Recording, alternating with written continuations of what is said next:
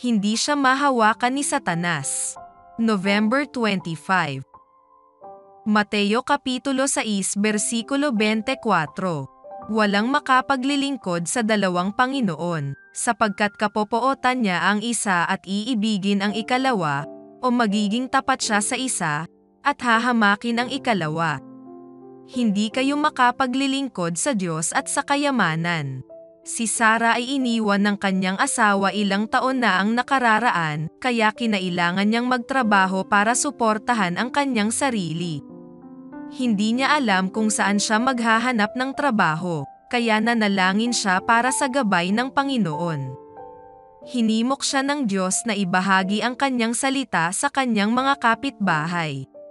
Nagsimulang bumisita si Sarah sa kanyang mga kapitbahay.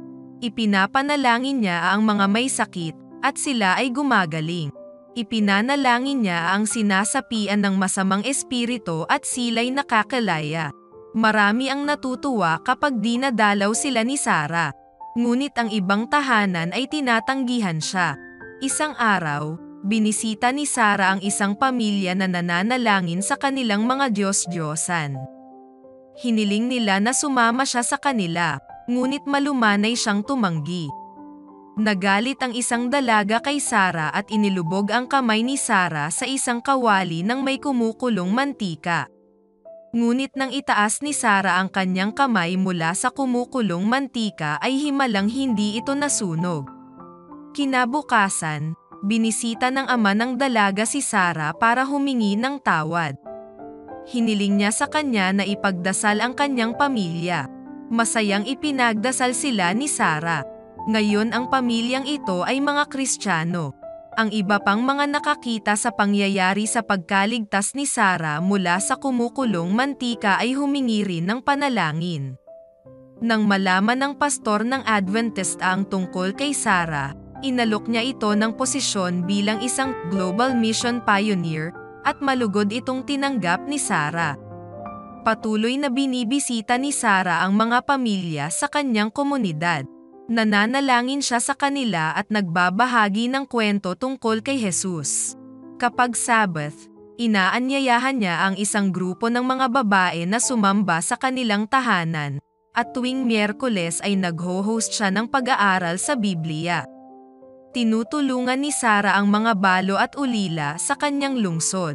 Bagamat tumatanggap siya ng maliit na halaga mula sa kanyang trabaho, hindi ito kalakihan. Ngunit ginagawa ni Sarah ang lahat ng kanyang makakaya upang matugunan ang espiritual at pisikal na mga pangangailangan ng mga dukha at ulila, na naglalaan ng pagkain, damit, at pag-asa. At lagi itong ipinagkakaloob ng Diyos. Hindi naman galit si Sarah na pinabayaan siya ng kanyang asawa. Sabi niya, "Hindi ako nag-iisa. Ang Diyos ang aking ama, siya ang lagi kong kasama."